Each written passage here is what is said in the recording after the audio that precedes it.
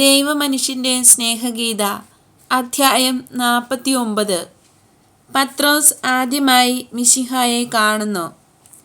ബഹുകാര്യവ്യഗ്രത കൊണ്ട് എൻ്റെ ആത്മാവ് വിഷാദമഗ്നമായിരിക്കുന്നു. വെളിച്ചത്തിനു വേണ്ടി ഞാൻ പ്രാർത്ഥിക്കുകയാണ്. എബ്രായക്കാർക്ക് എഴുതിയ ലേഖനം 12-ാം അധ്യായം വായിക്കാൻ ഞാൻ പ്രേരിതയാകുന്നു. അതെനിക്ക് ശക്തി പകരുകയും കർത്താവ് പറയുന്നത് കേൾക്കാനുള്ള ഉണർവും ഉന്മേഷവും ലഭ്യമാക്കുകയും ചെയ്യുന്നു.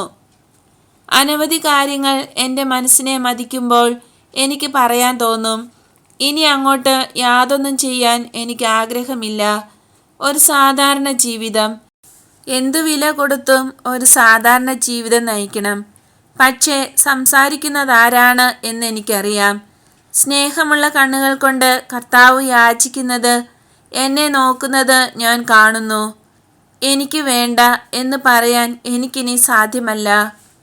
ദൈവം എല്ലാം ദഹിപ്പിക്കുന്ന അഗ്നിയാണ്. മനുഷ്യപ്രകൃതം ദൈവത്തിന് വിധേയമായാൽ അതിൻ്റെ സ്വാഭാവിക വാസനകൾ പോലും അഗ്നി വിഴുങ്ങിക്കളയും. ഞാൻ നിന്നെ വിട്ടുപോകില്ല, ഞാൻ നിന്നെ ഉപേക്ഷിക്കില്ല എന്ന് പറയുന്നവരോട് പൂർണ്ണ വിശ്വാസത്തോടുകൂടി ഞാൻ വീണ്ടും പറയും, അങ്ങ് എന്നെ ഏറെ സഹായിക്കുന്നുണ്ട്. എനിക്ക് മനുഷ്യരെ ഭയമില്ല. ദൈവമേ, എൻ്റെ പ്രത്യാശയെ അങ്ങ് നിരാശപ്പെടുത്തരുതേ. ഉച്ച കഴിഞ്ഞ് 2 മണിക്ക് താഴെ കൊടുത്തിട്ടുള്ള ദർശനം എനിക്കുണ്ടായി. ഈശോ 2 പാടങ്ങൾക്കിടയിലുള്ള വീതി കുറഞ്ഞ ഒരു നടപ്പാതയിലൂടെ നടന്നു വരികയാണ്. തനിച്ചേ ഉള്ളൂ. വേറൊരു വഴിയിലൂടെ ജോൺ ഈശോയുടെ അടുത്തേക്ക് നടക്കുന്നു. അവസാനം ഈശോയുടെ അടുത്തെത്തുന്നു. ചെറിയൊരു വേലി കടന്നാണ് എത്തുന്നത്.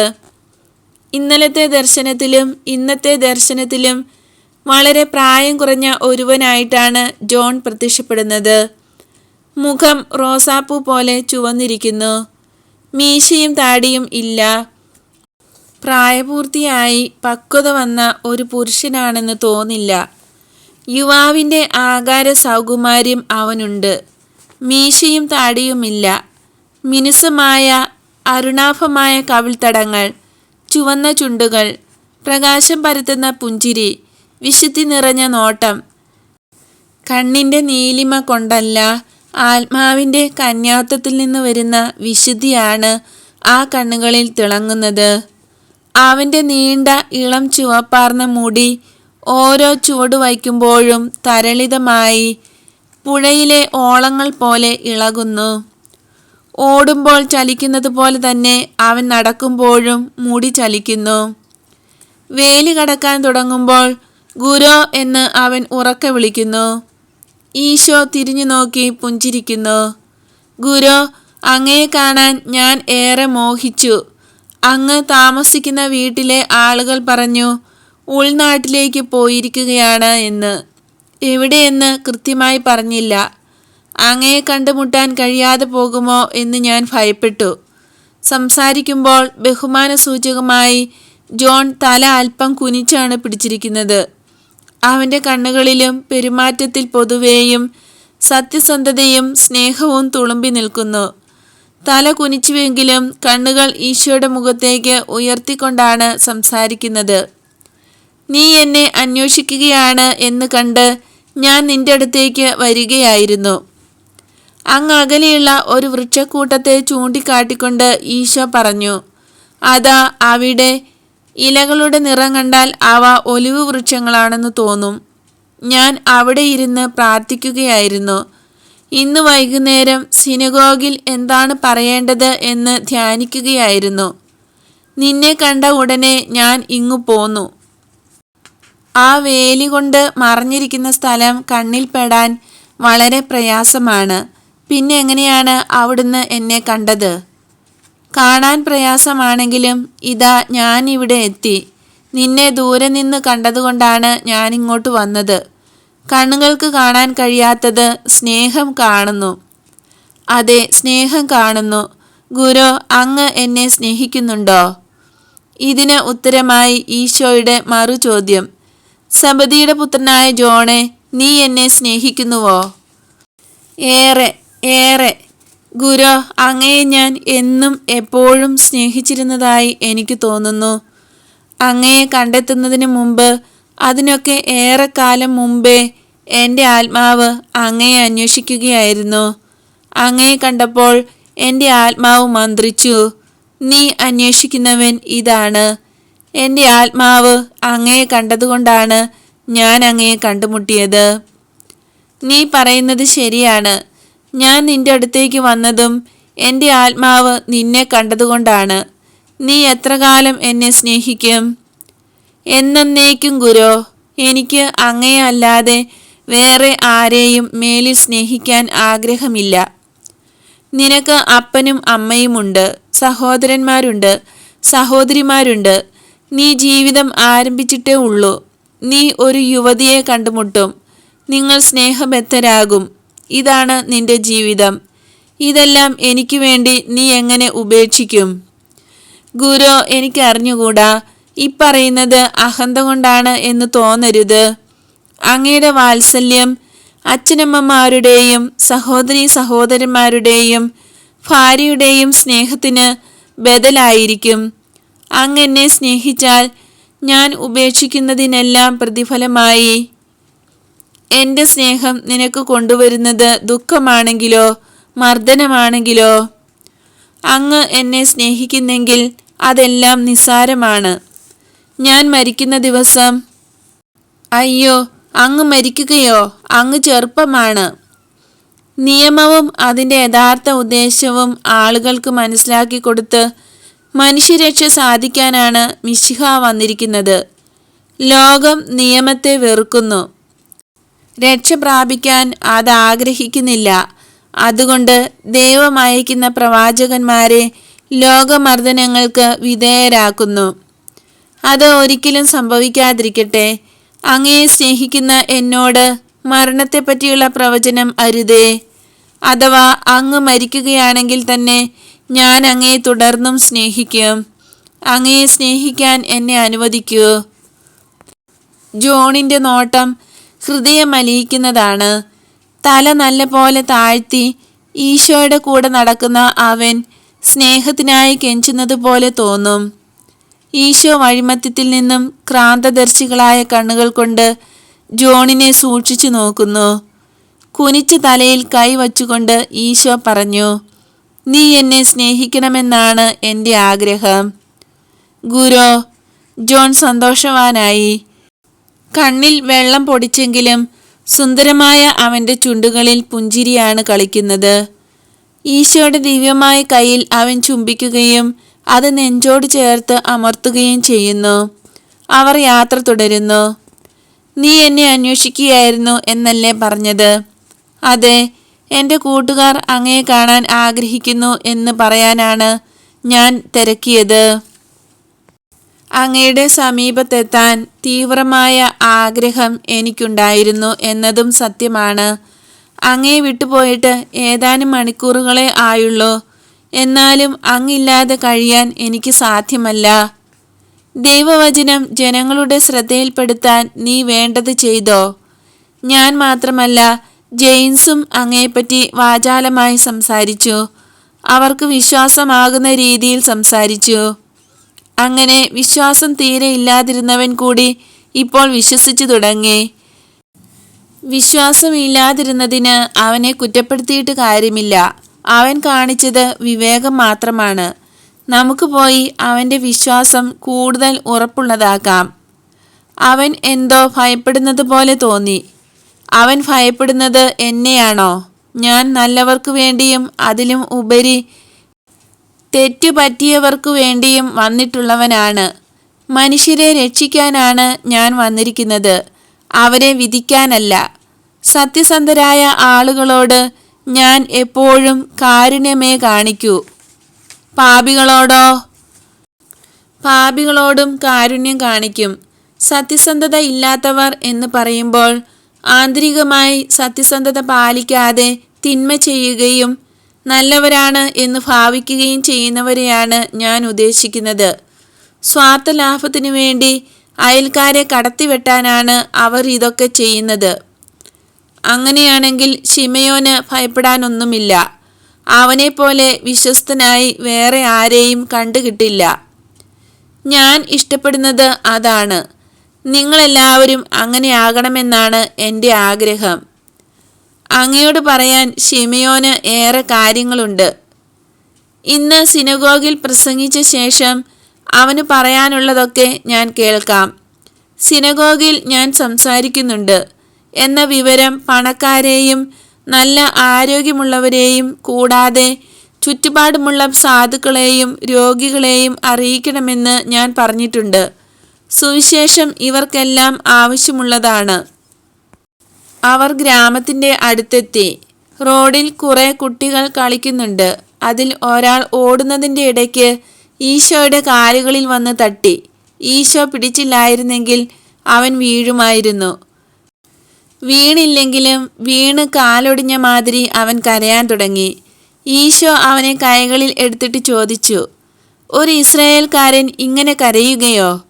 മൂശയുടെ കൂടെ മരുഭൂമി കടന്ന ആയിരക്കണക്കിന് കുട്ടികൾ ഇങ്ങനെ കരയുമായിരുന്നോ? മരുഭൂമി കടക്കുന്നതിന് മുമ്പ് അവർക്കെല്ലാം പ്രായപൂർത്തിയായി. എങ്കിലും സ്വർഗസ്ഥനായ ദൈവം അവർക്ക് മധുരമുള്ള മന്ന അയച്ചു കൊടുത്തു.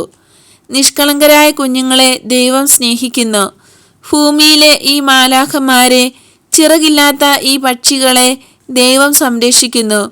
കാട്ടിലും നാട്ടുംപുറത്തും കാണുന്ന കുരുവികളെ കാത്തു സൂക്ഷിക്കുന്ന ദൈവം ഈ കുഞ്ഞുങ്ങളെയും കാത്തു സൂക്ഷിക്കുന്നു. നിനക്ക് തേൻ ഇഷ്ടമാണോ? നീ നല്ലവനാണെങ്കിൽ തേനീച്ചകളുടെ തേനിനേക്കാൾ മാധുര്യമുള്ള ഒരു തേൻ നീ കുടിക്കും. ആ തേൻ എവിടെ കിട്ടും? എപ്പോൾ കിട്ടും? ദൈവത്തോട് വിശ്വസ്തത പാലിച്ചുകൊണ്ട് ആയുഷ്കാലം അത്രയും ജീവിച്ച് അവസാനം നീ ദൈവത്തിൻ്റെ പക്കലെത്തും. അപ്പോൾ നിനക്ക് ഈ തേൻ കിട്ടും. മിശിഹ വന്നെങ്കിൽ മാത്രമേ എനിക്ക് അവിടെ പോകാൻ കഴിയൂ എന്ന് അറിയാം. എൻ്റെ അമ്മ പറയുന്നത് ഇസ്രായേൽക്കാരായ നമ്മൾ മൂശയെപ്പോലെയാണ് എന്നത്രേ. വാഗ്ദത്ത ഭൂമി ദൂരെ നിന്ന് കണ്ടിട്ട് മരിക്കാനാണ് നമ്മുടെ വിധി. മിശിഹ വന്ന് നമ്മെ കൂട്ടിക്കൊണ്ടു പോയെങ്കിലേ വാഗ്ദത്ത ഭൂമിയിൽ പ്രവേശിക്കാൻ നമുക്ക് കഴിയുകയുള്ളൂ. മിടുമിടുക്കൻ, നീ മരിക്കുമ്പോൾ ഉടനെ പറുദീസയിലേക്ക് പോകും. അപ്പോഴേക്ക് മിശിഹ സ്വർഗത്തിൻ്റെ വാതിലുകൾ തുറന്നിരിക്കും. പക്ഷേ നീ നല്ല കുട്ടിയായിരിക്കണം.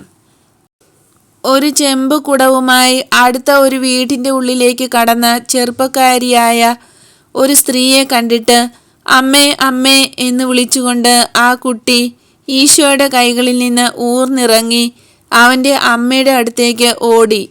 അമ്മേ, ഇതാ ഈ പുതിയ റബ്ബി പറയുന്നു, ഞാൻ മരിച്ചാലുടനെ പറുദീസയിലേക്ക് പോകുമെന്ന്. അവിടെ കുടിക്കാൻ ധാരാളം തേൻ കിട്ടുമെന്ന്. ഞാൻ നല്ല കുട്ടിയായിരിക്കും. ദൈവം സഹായിക്കട്ടെ ഗുരോ. പയ്യൻ ശല്യപ്പെടുത്തിയെങ്കിൽ ക്ഷമിക്കണം. അവൻ അടങ്ങിയിരിക്കില്ല.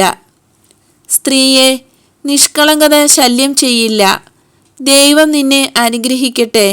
കാരണം നീ ഒരു അമ്മയാണ്. കുഞ്ഞുങ്ങളെ മൂശയുടെ നിയമം പഠിപ്പിച്ചാണ് നീ വളർത്തുന്നത്. ഇത് കേട്ട് ആ സ്ത്രീയുടെ മുഖം ചുവന്നു. കർത്താവിൻ്റെ അനുഗ്രഹം അങ്ങയോട് കൂടിയും ഉണ്ടായിരിക്കട്ടെ. ഇത്രയും പറഞ്ഞിട്ട് അവൾ വീട്ടിനുള്ളിലേക്ക് പോയി. ഗുരു, അങ്ങയ്ക്ക് കുട്ടികളെ ഇഷ്ടമാണോ? അതെ, കുട്ടികൾ നിർമ്മലരാണ്. അവർക്ക് ആത്മാർത്ഥതയുണ്ട്. അവർ സ്നേഹമുള്ളവരാണ്. അങ്ങയ്ക്ക് അനന്തിരവന്മാരുണ്ടോ? ഉണ്ട്. എന്നാൽ എൻ്റെ അമ്മയ്ക്കും വിശുദ്ധിയും ആത്മാർത്ഥതയും ഏറ്റവും നല്ല കുട്ടികൾ കാണിക്കുന്നത് പോലുള്ള സ്നേഹവും ഉണ്ട്. കൂടാതെ പ്രായമായവരുടെ വിവേകവും നീതിബോധവും ധീരതയും അവൾക്കുണ്ട്. എനിക്ക് വേണ്ടതെല്ലാം എൻ്റെ അമ്മയിൽ ഉണ്ട്. എന്നിട്ട് അങ്ങ് അമ്മയെ ഉപേക്ഷിച്ചു പോന്നോ? ഏറ്റവും പരിശുദ്ധയായ അമ്മയെക്കാളും വലുതാണ് ദൈവം. എനിക്ക് ഈ അമ്മയെ കാണാൻ ഇടയാകുമോ? നീ അമ്മയെ കാണും. ആ അമ്മ എന്നെ സ്നേഹിക്കുമോ? അവൾ നിന്നെ സ്നേഹിക്കും. അവളുടെ മകനെ സ്നേഹിക്കുന്ന ആരെയും അവൾ സ്നേഹിക്കും. അങ്ങേക്ക് സഹോദരന്മാരില്ലേ? എൻ്റെ അമ്മയുടെ ഭർത്താവിൻ്റെ വഴിയിൽ എനിക്ക് ഏതാനും സഹോദരന്മാരുണ്ട്. എന്നാൽ എല്ലാ മനുഷ്യരും എൻ്റെ സഹോദരന്മാരാണ്. എല്ലാവർക്കും വേണ്ടിയാണ് ഞാൻ വന്നിട്ടുള്ളത്. ഇതാ നാം സിനഗോഗിൽ എത്തിക്കഴിഞ്ഞു. ഞാൻ അകത്തേക്ക് പോകുന്നു. നീയും നിന്റെ കൂട്ടുകാരും പ്രാർത്ഥനയിൽ എന്നോടൊപ്പം പങ്കുചേരും. ജോൺ പോകുന്നു. ഈശോ സമചതുരാകൃതിയിലുള്ള ഒരു മുറിയിൽ പ്രവേശിക്കുന്നു. അവിടെ ഒരു മുക്കോൺ വിളക്കും പ്രവാചകന്മാരുടെ ഗ്രന്ഥങ്ങൾ വച്ച് വായിക്കുന്നതിനുള്ള ഒരു പീഠവും ഉണ്ട്. മുറിയിൽ ധാരാളം ആളുകളുണ്ട്. അവർ പ്രാർത്ഥിക്കുകയാണ്. ഈശോയും പ്രാർത്ഥിക്കുന്നു. ഈശോയെപ്പറ്റി പിറകിൽ നിന്നും താഴ്ന്ന സ്വരത്തിൽ ആളുകൾ ഓരോന്ന് പറയുന്നു. പ്രാർത്ഥനാലയത്തിൻ്റെ അധിപനെ തലകുനിച്ചു വണങ്ങിയ ശേഷം ഗ്രന്ഥത്തിൻ്റെ ഒരു ചുരുൾ ആവശ്യപ്പെടുന്നു. കയ്യിൽ കിട്ടിയ ചുരുൾ ഈശോയെ ഏൽപ്പിക്കുന്നു. ഈശോ ചുരുൾ നിവർത്തി വായിച്ചത് വിശദീകരിക്കുന്നു. അരൂപി നിങ്ങൾക്ക് വേണ്ടി താഴെ പറയുന്ന സംഗതികൾ എന്നെക്കൊണ്ട് വായിപ്പിക്കുന്നു. ഏശയ്യായുടെ പുസ്തകം 7-ാം അധ്യായത്തിൽ ഇപ്രകാരം പറയുന്നു: പരിശുദ്ധനായ യഹോവേ, ഇസ്രായേലിൻ്റെ ദൈവം പറയുന്നു, നിങ്ങളുടെ പെരുമാറ്റവും പ്രവൃത്തികളും കുറ്റമറ്റതാക്കുക. എന്നാൽ ഞാൻ നിങ്ങളോടുകൂടി ഈ സ്ഥലത്ത് വസിക്കും. ഇത് ദൈവത്തിൻ്റെ കൂടാരമാണ്, ദൈവത്തിൻ്റെ കൂടാരം, ദൈവത്തിൻ്റെ കൂടാരം. ഈ വാക്കുകൾ കേട്ട് തെറ്റിദ്ധാരണ ഉണ്ടാകേണ്ട. ഈ വാക്കുകളിൽ നിങ്ങൾ വിശ്വാസം അർപ്പിക്കരുത്. നിങ്ങളുടെ പെരുമാറ്റവും പ്രവൃത്തികളും കുറ്റമറ്റതായാൽ, നിങ്ങൾ പരസ്പരം നീതി കാട്ടിയാൽ, നിങ്ങൾ പരദേശിയെ ചൂഷണം ചെയ്യാതിരുന്നാൽ, ഈ സ്ഥലത്ത് നിരപരാധിയുടെ രക്തം ചൊരിയാതിരുന്നാൽ, അന്യദൈവങ്ങളെ ആരാധിച്ച് സ്വന്തം നാശം നിങ്ങൾ വിളിച്ചു വരുത്താതിരുന്നാൽ, ഈ സ്ഥലത്ത് ഞാൻ നിങ്ങളോടൊപ്പം വസിക്കും. നിങ്ങളുടെ പിതാക്കന്മാർക്ക് എന്നേക്കുമായി ഏറെക്കാലം മുമ്പ് ഞാൻ നൽകിയ ഈ മണ്ണിൽ ഞാൻ നിങ്ങളോടൊത്ത് വസിക്കും. ഇസ്രായേൽ മക്കളെ, നിങ്ങൾ ശ്രദ്ധിച്ചു കേൾക്കൂ. വെളിച്ചത്തിൻ്റെ വാക്കുകൾ കൂടുതൽ വിശദമാക്കാനാണ് ഞാൻ ഇവിടെ വന്നിരിക്കുന്നത്. ഇരുൾ നിറഞ്ഞ നിങ്ങളുടെ ആത്മാക്കൾക്ക് ഈ വെളിച്ചം കാണാനോ ഈ വാക്കുകൾ മനസ്സിലാക്കാനോ കഴിയുന്നില്ല. നിങ്ങൾ ചെവി കൂർപ്പിക്കുവിൻ. ദൈവജനത്തിൻ്റെ നാട്ടിൽ കരച്ചിലും വിലാപവും ഏറെയുണ്ട്. കഴിഞ്ഞുപോയ നല്ല കാലങ്ങളെ ഓർത്ത് വൃദ്ധജനങ്ങൾ കരയുന്നു. നുകത്തിൻ്റെ അടിയിൽ കുനിഞ്ഞു നിൽക്കേണ്ടതുകൊണ്ട് പ്രായപൂർത്തിയായവർ കരയുന്നു. നല്ലൊരു ഭാവി ഉണ്ടാകുമെന്ന് പ്രതീക്ഷിക്കാൻ വയ്യാത്തതിനാൽ കുട്ടികൾ കരയുന്നു. ലോകത്തിൻ്റെ മഹത്വത്തെ നിഷ്പ്രഭമാക്കുന്ന വേറൊരു മഹത്വമുണ്ട്. ഒരു മർദ്ദകനും അത് പിടിച്ചു പറിക്കാൻ കഴിയില്ല. ധനമോഹവും വിദ്വേഷവും മാത്രമേ ഈ മഹത്വത്തെ ഇല്ലാതാക്കൂ. നിങ്ങൾ എന്തിനാണ് കരയുന്നത്? തൻ്റെ ജനത്തോട് എപ്പോഴും കരുണ കാട്ടിയിരുന്ന സർവശക്തനായ ദൈവം നിങ്ങളെ ഉപേക്ഷിച്ചു കളഞ്ഞോ? അവിടുത്തെ കുഞ്ഞുങ്ങൾക്ക് അവിടുത്തെ തിരുമുഖം കാണാൻ അവസരം നൽകുന്നില്ലേ?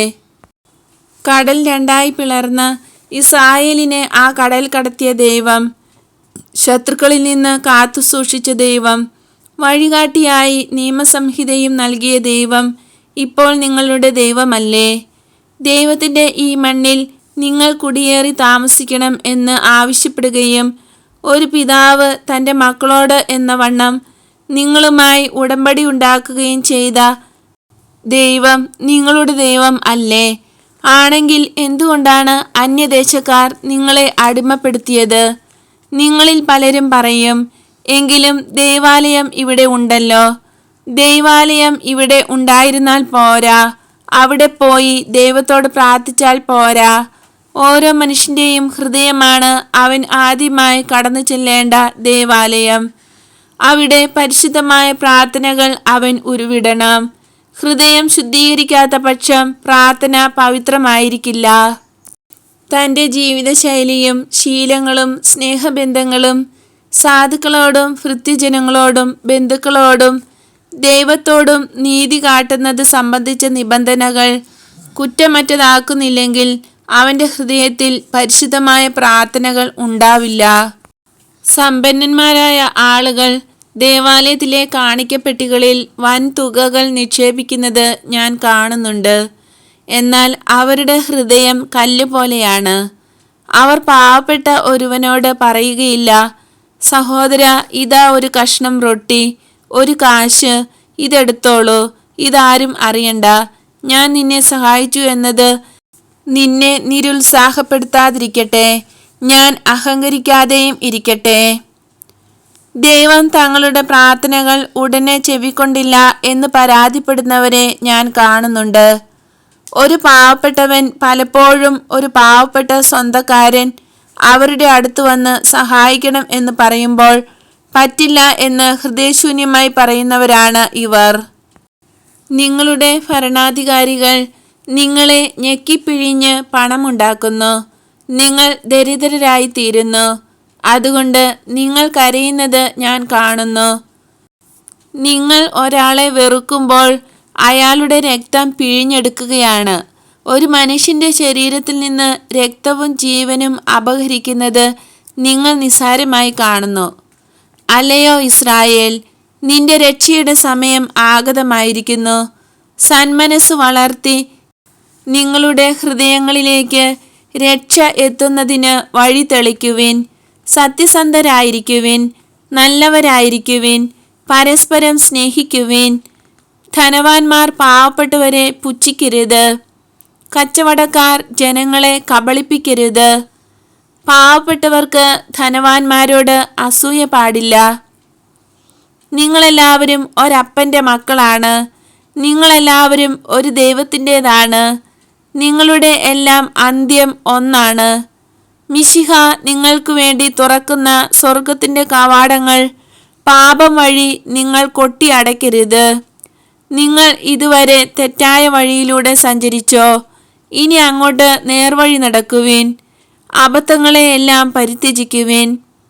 ആദ്യം ലഭിച്ച 10 കൽപ്പനകളിലേക്ക്, സ്നേഹത്തിൻ്റെ വെളിച്ചം കൊണ്ട് പ്രകാശമാനമായ 10 കൽപ്പനകളിലേക്ക് നമ്മെ കൊണ്ടുപോകുന്ന നിയമസംഹിത ലളിതമാണ്, അനുസരിക്കാൻ എളുപ്പമുള്ളതാണ്, നല്ലതാണ്. ആ നിയമങ്ങളെ ഞാൻ വിശദീകരിക്കാം. സ്നേഹം, സ്നേഹം, സ്നേഹം.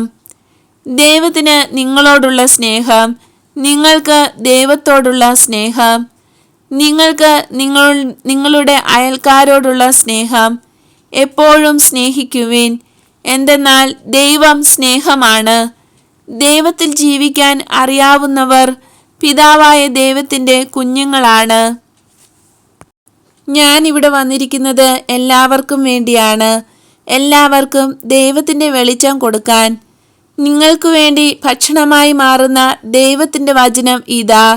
വരൂ, രുചിച്ചു നോക്കൂ.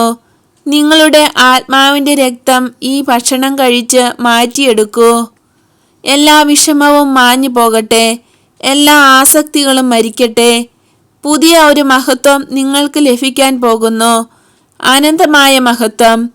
ദൈവത്തിൻ്റെ നീതി യഥാർത്ഥത്തിൽ പഠിക്കുന്ന ആളുകൾക്ക് ലഭ്യമായ അനന്ത സൗഭാഗ്യം. സ്നേഹത്തിൽ നിന്ന് തുടങ്ങൂ, അതിനേക്കാൾ വലുതായിട്ട് ഒന്നുമില്ല. സ്നേഹിക്കാൻ പഠിച്ചു കഴിയുമ്പോൾ നിങ്ങൾ എല്ലാം പഠിച്ചു കഴിഞ്ഞു. ദൈവം നിങ്ങളെ സ്നേഹിക്കും. ദൈവത്തിൻ്റെ സ്നേഹം എല്ലാ പ്രലോഭനങ്ങളെയും നേരിടാൻ നിങ്ങളെ സഹായിക്കും. സന്മനസ്സോടുകൂടി സ്നേഹനിർഭരമായ ഹൃദയങ്ങളോടുകൂടി ദൈവത്തിങ്കിലേക്ക് തിരിയുന്നവരുടെ മേൽ ദൈവത്തിൻ്റെ അനുഗ്രഹം ഉണ്ടായിരിക്കട്ടെ. ഈശോ നിശബ്ദനായി. മുറിയിലുള്ള ആളുകൾ താഴ്ന്ന സ്വരത്തിൽ സംസാരിക്കുന്നു. സങ്കീർത്തനം പോലെ ആലപിക്കുന്ന ഏതാനും ഗാനങ്ങൾ ആലപിച്ചിട്ട് ആളുകൾ പിരിഞ്ഞു പോകുന്നു. ഈശോ ആ ചെറിയ തെരുവിലേക്ക് ഇറങ്ങി വരുന്നു. പ്രാർത്ഥനാലയത്തിൻ്റെ വാതിൽക്കൽ ജോണും ജെയിംസും ഉണ്ട്. അവരുടെ കൂടെ പത്രോസും ആൻഡ്രൂസും ഉണ്ട്. നിങ്ങൾക്ക് സമാധാനം, ഈശോ പറഞ്ഞു. കാര്യമറിയാതെ മറ്റുള്ളവരെ വിധിക്കരുത് എന്ന പാഠം പഠിച്ചാൽ മാത്രമേ ഈ നിൽക്കുന്ന മനുഷ്യൻ നീതിമാനായി തീരൂ. എന്നാൽ തൻ്റെ തെറ്റ് ഏറ്റുപറയാനുള്ള സത്യസന്ധത ഇയാൾക്കുണ്ട്. ശിമയോൻ, നിനക്ക് എന്നെ കാണണം അല്ലേ? ഇതാ കണ്ടോളൂ. ആൻഡ്രൂ, നീ എന്താണ് നേരത്തെ വരാതിരുന്നത്? എന്താണ് മറുപടി പറയേണ്ടതെന്നറിയാതെ ഈ 2 സഹോദരന്മാരും പരസ്പരം നോക്കി. പതിഞ്ഞ സ്വരത്തിൽ ആൻഡ്രൂ പറഞ്ഞു, വരാൻ ഞാൻ ധൈര്യപ്പെട്ടില്ല. ലജ്ജ കൊണ്ട് പത്രോസിൻ്റെ മുഖം ചുവന്നു. പക്ഷേ അയാൾ സംസാരിക്കുന്നില്ല. ഈശോ ആൻഡ്രൂവിനോട് പറഞ്ഞു, ഇങ്ങോട്ട് വരുന്നത് തെറ്റായിരുന്നില്ലല്ലോ. തെറ്റ് ചെയ്യുന്നതിൽ മാത്രമേ അധൈര്യം വേണ്ടൂ. ഈശോ ഇത്രയും പറഞ്ഞപ്പോൾ പത്രോസ് ഉള്ളു തുറന്നു പറഞ്ഞു, ഇതെല്ലാം എൻ്റെ കുറ്റമാണ്. എന്നെ ഉടനെ അങ്ങയുടെ അടുത്തേക്ക് കൊണ്ടുവരാനാണ് അവൻ ആഗ്രഹിച്ചത്. എന്നാൽ ഞാൻ പറഞ്ഞു, അതെ ഞാൻ പറഞ്ഞു, എനിക്ക് ഇതിൽ വിശ്വാസമില്ല, വരാൻ ഞാൻ ആഗ്രഹിച്ചുമില്ല. ഇപ്പോൾ എൻ്റെ മനസ്സിൽ സമാധാനം തോന്നുന്നു. പുഞ്ചിരിച്ചുകൊണ്ട് ഈശോ പറഞ്ഞു, നിന്റെ ആത്മാർത്ഥത കണ്ടിട്ട് ഞാൻ പറഞ്ഞു, എനിക്ക് നിന്നെ ഇഷ്ടമാണ്. പക്ഷേ ഞാൻ നല്ലവനല്ല.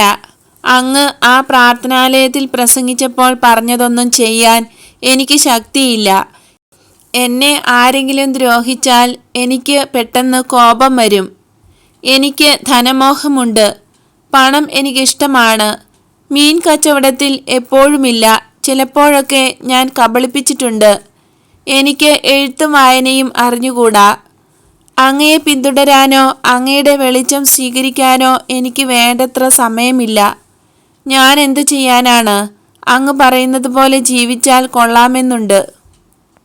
അത് പ്രയാസമുള്ള കാര്യമല്ല. ശിമയോൻ, നിനക്ക് വേദപുസ്തകവുമായി അല്പസ്വല്പം പരിചയമുണ്ട് ഇല്ലേ? മിക്ക പ്രവാചകനെ ഓർക്കുന്നുണ്ടല്ലോ. ആ പ്രവാചകൻ പറഞ്ഞതാണ് ദൈവം നിന്നിൽ നിന്നും ആവശ്യപ്പെടുന്നത്. നിന്റെ ഹൃദയം ചൂഴ്ന്നെടുത്തു കൊടുക്കാൻ ദൈവം പറയുന്നില്ല. തൽക്കാലം ഇതൊന്നും ദൈവം ചോദിക്കുന്നില്ല. ഒരു ദിവസം ദൈവം ചോദിക്കാതെ തന്നെ നീ നിന്നെ തന്നെ ദൈവത്തിന് കൊടുക്കും. അതിന് ദൈവം ക്ഷമയോടെ കാത്തിരിക്കും. നീ ഇന്ന് ദുർബലമായ ഒരു പുൽക്കൊടിയാണ്. മഞ്ഞും വെയിലുമേറ്റ് നീ വളരും. വലിയ ഒരു പനയായി വളരും. അതുവരെ ദൈവം കാത്തിരിക്കും. ഇപ്പോൾ ദൈവം ആവശ്യപ്പെടുന്നത് ഇതുമാത്രമാണ്. നീതിപൂർവം പെരുമാറുക, കരുണയുള്ളവനായിരിക്കുക. നിന്റെ ദൈവത്തെ പിൻചെല്ലുന്നതിൽ അങ്ങേയറ്റം ശ്രദ്ധിക്കുക. നീ ഇത് ചെയ്യാൻ ശ്രമിക്കുക. ശിമയോൻ, നിന്റെ കഴിഞ്ഞകാല ജീവിതത്തെപ്പറ്റി പിന്നീട് ചിന്തിക്കണ്ട. നീ ഒരു പുതിയ മനുഷ്യനായി തീരും. ദൈവത്തിൻ്റെ ക്രിസ്തുവിൻ്റെയും സ്നേഹിതൻ. ഇനി നീ ശിമയോൻ അല്ല, കേഫാസ് ആണ്. എനിക്ക് വിശ്വസിച്ച് ചാരി നിൽക്കാവുന്ന പാറ. ഇതെനിക്ക് പിടിച്ചു. ഇത് എനിക്ക് മനസ്സിലാകുന്ന ഭാഷയാണ്. നിയമം, റബ്ബികൾ വ്യാഖ്യാനിക്കുന്ന മാതിരിയുള്ള നിയമം, അതിൻ്റെ ചട്ടങ്ങൾ എല്ലാം അനുസരിക്കാൻ എനിക്ക് കഴിഞ്ഞേക്കും. അങ്ങ് എന്നെ സഹായിക്കുമല്ലോ. ഈ വീട്ടിലാണോ താമസിക്കുന്നത്? ഇതിൻ്റെ ഉടമസ്ഥനെ എനിക്കറിയാം. ഇപ്പോൾ ഞാൻ ഇവിടെയാണ് താമസിക്കുന്നത്. എന്നാൽ ഞാൻ ജെറുസലേമിലേക്ക് പോകുകയാണ്.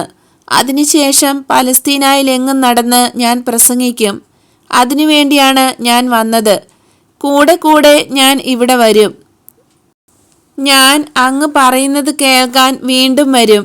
അങ്ങയുടെ ശിഷ്യനാകാൻ ഞാൻ ആഗ്രഹിക്കുന്നു. എൻ്റെ തലയിലും അല്പം വെളിച്ചം കയറും. ഞാൻ എല്ലാം ശ്രദ്ധിച്ചു കേൾക്കുന്നുണ്ട്. എൻ്റെ സഹോദരൻ അധികം മിണ്ടില്ല. അവൻ ഒരു സിംഹമായി വളരും. ഇരുട്ടി തുടങ്ങി. ദൈവം നിങ്ങളെ അനുഗ്രഹിക്കട്ടെ. നിങ്ങളുടെ വലയിൽ ധാരാളം മീൻ കയറാൻ ദൈവം ഇടയാക്കട്ടെ. ഇപ്പോൾ പൊയ്ക്കൊള്ളൂ. അങ്ങയോടുകൂടെ സമാധാനം. അവർ പിരിഞ്ഞുപോയി.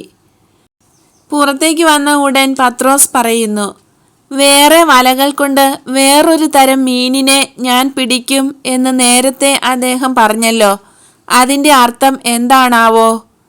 നീ എന്തേ ചോദിക്കാത്തത്? പല കാര്യങ്ങളും പറയാനുണ്ടായിട്ടും നീ ഒന്നും തന്നെ പറഞ്ഞില്ലല്ലോ.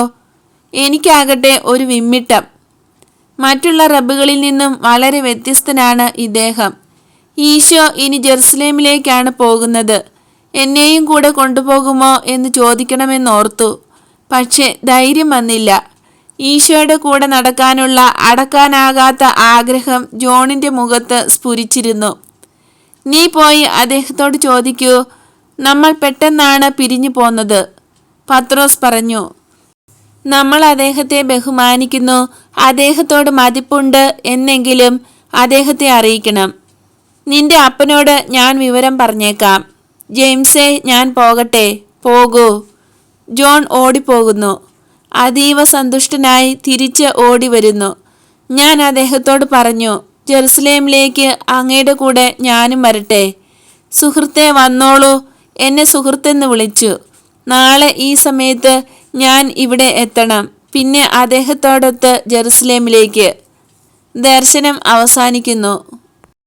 മേൽ വിവരിച്ച ദർശനത്തെപ്പറ്റി ഒക്ടോബർ 14 ഇന്ന് രാവിലെ ഈശോ എന്നോട് പറഞ്ഞു, നീയും എല്ലാവരും ജോണിൻ്റെ പെരുമാറ്റം ചിന്താവിഷയമാക്കണം. ആരുടെയും ശ്രദ്ധയിൽപ്പെടാത്ത ഒരു കാര്യമുണ്ട്, അത് ശ്രദ്ധിക്കണം.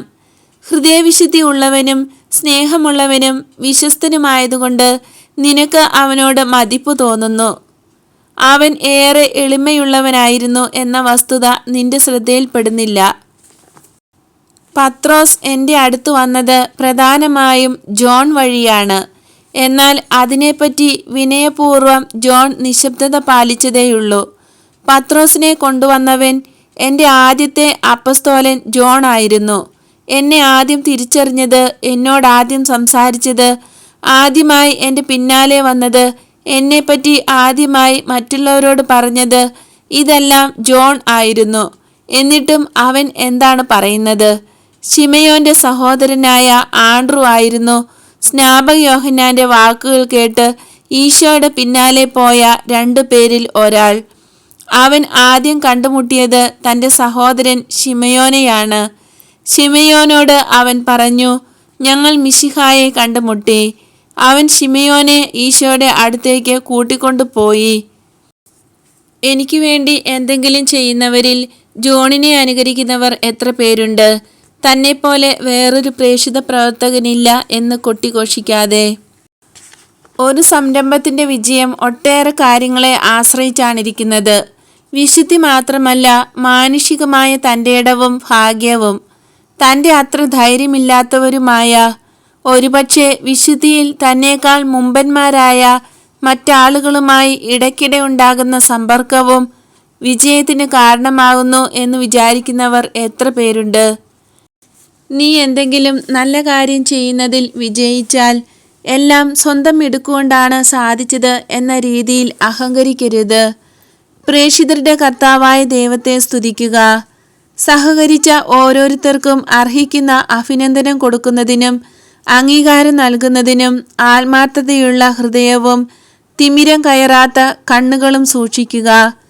തന്നെ തന്നെ മറന്ന് പണിയെടുക്കുന്ന പ്രേക്ഷിതരെ കാണുമ്പോൾ തിരിച്ചറിയാനുള്ള കഴിവ്, മറ്റ് പ്രേക്ഷിതർക്ക് ആത്മാർത്ഥമായി പണിയെടുക്കുന്നതിന് ഏറ്റവും നല്ല പ്രചോദനമായി തീരുന്നവരെ കാണുവാനുള്ള കണ്ണുകൾ, അത് ആർക്കും തന്നെയില്ല.